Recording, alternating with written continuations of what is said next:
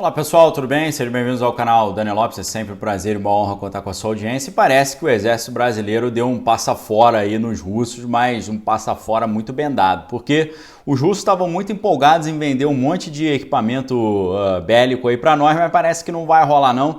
Isso ficou muito evidente numa conversa que foi feita agora esses dias entre alguns jornalistas e o vice-presidente brasileiro, que a gente sabe que é general do exército, né? Então, ele nessa entrevista disse que está descartada qualquer compra de equipamento bélico russo por vários motivos, e esses motivos eu vou explicar para vocês agora, ok? Desde 2013, essa diplomacia russa tenta negociar a venda de um sistema de defesa antiaéreo para nós, mas o vice-presidente, que é general, disse que não tem a simpatia dos militares brasileiros esse tipo de projeto. Olha só o passa-fora que deram nos russos aí, que estão todos felizinhos porque o presidente está indo lá fazer uma visita, mas para dar uma resposta para os Estados Unidos que a gente não está alinhado automaticamente, né? Então eles estão tentando vender esse equipamento chamado Pantsir, né? Só que essa compra nunca teve simpatia, segundo o general vice-presidente, no meio militar brasileiro. Só que agora em outubro, o vice-diretor para a cooperação militar e técnica da Rússia falou que a negociação ainda está em jogo, ainda está rolando. O vice-presidente falou que não. Falou que essa negociação começou em 2013, teve uma reunião de uma alta cúpula ali, que é a Comissão de Alto Nível, que reúne o vice-presidente brasileiro e o primeiro-ministro russo.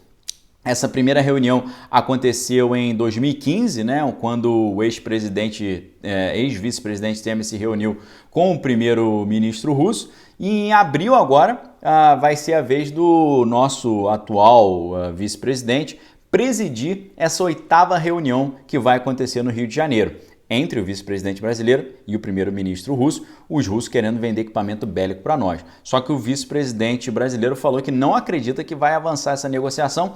A razão pela qual ele acredita que isso não vai para frente é que o Brasil agora atingiu a condição de aliado extra-OTAN. Essa condição de aliado extra-OTAN se relaciona ao país que usufrui de um acesso privilegiado à compra de equipamento militar americano e também em treinamentos realizados pela organização do Tratado do Atlântico Norte, que é a OTAN. E numa entrevista que foi feita com o vice-presidente, ele falou que nós não somos compradores de material bélico russo. Ele falou que a última grande compra que foi feita aconteceu pelo último ministro da Defesa daquela época lá, o Jobim, entre 2007 e 2011.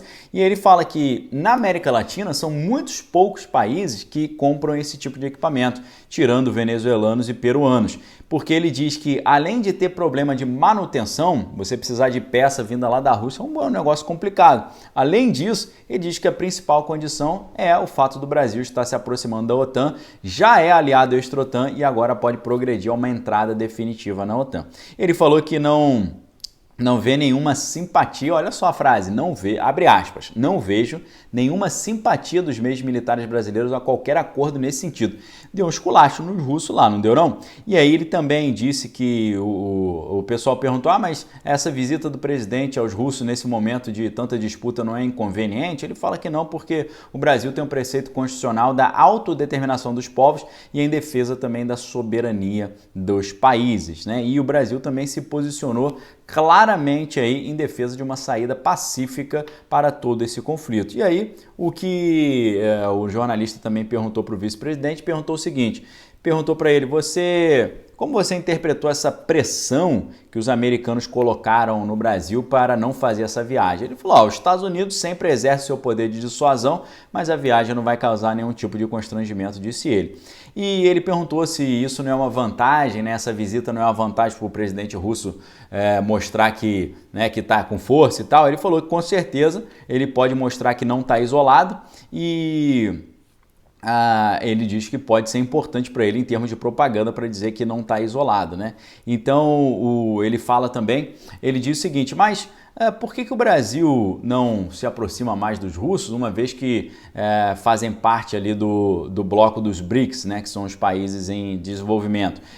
Será que isso não gera uma obrigação do Brasil de apoiar a Rússia em caso de conflito ali na região ucraniana? Ele fala não, porque os BRICS não tratam de defesa, é uma aliança comercial. Tanto que ele disse, o Dragão do Oriente tem problema com o seu vizinho ali, os indianos, e os dois são dos BRICS, né? No ano passado chegou a ter uma disputa ali, teve até óbito ali no negócio. E ele fala que não é um relacionamento simples e não é um relacionamento automático, não é dessa forma que o negócio caminha, né? E aí o jornalista perguntou, será que acontecendo uma encrenca ali com os russos podem parar de fornecer gás natural para a Europa e o Brasil poderia ajudar nisso? Ele falou que não, porque acha difícil o Brasil ser requisitado nesse sentido, é mais uma questão dos Estados Unidos para resolver. E aí ele disse também que o jornalista falou, mas agora os argentinos entraram na Rota da Seda, né? Isso não coloca uma situação de vantagem frente ao Brasil na relação com o Dragão do Oriente? Ele fala que não, porque o vice-presidente meio que deu um esculachozinho de leve também no Dragão agora, quando ele diz que sempre deixamos claro que não haveria necessidade de aderir à Rota da Seda, porque ele diz que a gente não pode esquecer que a Argentina também é do Mercosul e são 3 os países que estão fora da Rota da Seda na América do Sul. Os colombianos, pelas relações históricas com os americanos, o pessoal do Paraguai, pela relação histórica com os taiwaneses, e o Brasil, pelas suas dimensões continentais, né? E ele falou que a gente não tem necessidade nenhuma de entrar na Rota da Seda. Então, um esculacho grande dizendo que não tem interesse nenhum dos militares brasileiros em comprar equipamento bélico russo, e um esculacho também de leve ali no pessoal do Dragão, dizendo que a gente também não tem necessidade de entrar nessa Rota da Seda aí. Agora, a situação ali em território ucraniano continua estranha, né? Já vimos ali civis ucranianos se preparando para uma ofensiva russa, instrutores, por exemplo, com treinamento médico e militares estão ensinando técnicas de atendimento para a população. Veja só a que ponto chegamos, né? No enviando avião com ajuda bélica para os ucranianos já receberam 23 milhões em ajuda bélica canadense.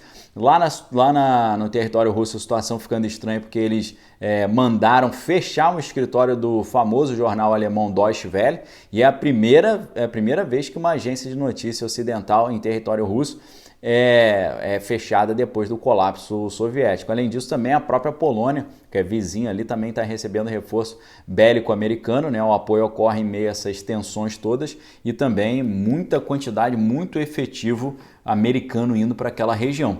Então, o que você acha? Você acha que vai sobrar para a gente aqui no Brasil? Aqui no Brasil tem uma preocupação muito grande porque, principalmente, vejo eu, que um eventual conflito ali naquela região poderia gerar para nós um aumento da inflação, uma vez que o frete pode ficar mais caro, os preços internacionais podem ficar mais caros, o dólar pode ficar mais caro, o dólar que está caindo aí intensamente, né? Nós tivemos notícias bem promissoras, bem interessantes aí sobre queda do dólar nas últimas avaliações, né? Hoje está com um preço bem abaixo aí do que a gente já viu recentemente. Tivemos a balança comercial brasileira tendo superávit na primeira semana de fevereiro com 754 milhões de dólares.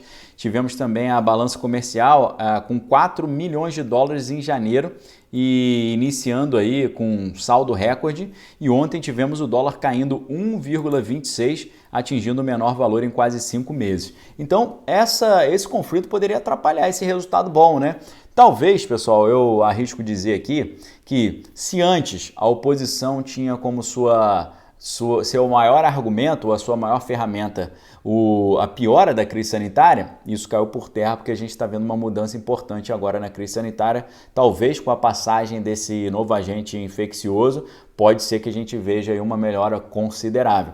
Depois, a grande esperança da oposição para que o governo fosse mal, né, do pessoal do quanto pior melhor, era a esperança de que a inflação ficasse altíssima e o desemprego também. A gente teve emprego aí, quase 3 milhões de empregos gerados nos últimos 12 meses e tivemos aí também agora uma perspectiva de que em março a inflação comece a ter uma queda vertiginosa no seu crescimento. Então sobra o quê? Eu talvez possa dizer para você que a maior esperança da oposição hoje é ter uma encrenca dessa lá no território ucraniano, porque isso pode atrapalhar a nossa recuperação econômica. O que você acha? Deixe sua opinião aqui embaixo. Lembrando que as inscrições para o Clube de Leitura Daniel Lopes estão abertas. Você tem a oportunidade imperdível de se inscrever e também de adquirir os livros, né? Os 12 livros que estão com descontos que vão até 58%.